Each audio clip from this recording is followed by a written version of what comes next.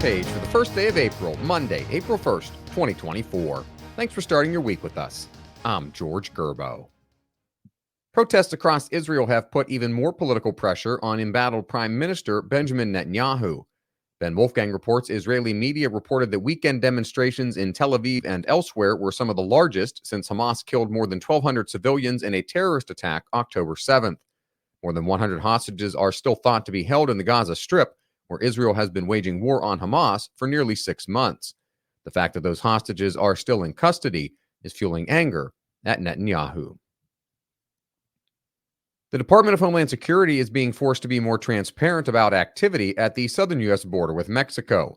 In particular, Stephen Dinan reports DHS must now report how many illegal immigrants it is catching and releasing and why it's having trouble keeping so many of them in detention. Congress ordered the data be made public in language tucked inside the massive spending package it cleared 2 weeks ago. Among the information required to be posted includes how many detention beds the department pays for each month and how many it's actually filling.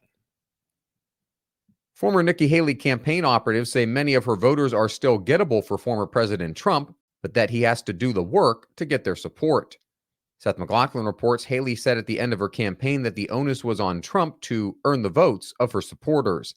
Her supporters thought her appeal outside traditional Republican circles could swing the election in battleground states. Haley ended her campaign in early March after lasting longer than the rest of Trump's presidential rivals. She has yet to endorse Trump and hasn't heard from him or President Biden. Tipping expectations for casual restaurants, meal delivery apps, and grab-and-go food after the pandemic have irked Americans who no longer feel able to be generous amid high inflation. Sean Salai reports Americans traditionally offered tips only as a reward for sit-down service, but many started leaving the gratuities for salads, sandwiches, and coffee during the pandemic. Industry insiders interviewed by Sean credited the popularity of delivery apps such as Uber Eats, Grubhub, and DoorDash for pushing tipping into fast casual settings.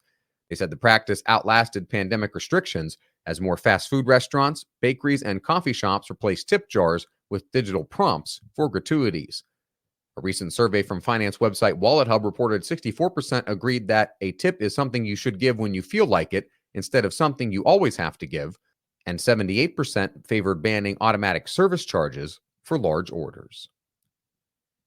And finally, Susan Ferricchio looks at prosecutions of Trump supporters who rioted at the U.S. Capitol on January 6, 2021, compared to the prosecutions of others who've carried out violent acts on the building. Find all today's front page stories at WashingtonTimes.com/front page or on the Washington Times app, and find us wherever you get your podcasts. You can also find us on social media at Wash Times for breaking news, sports, commentary, and more.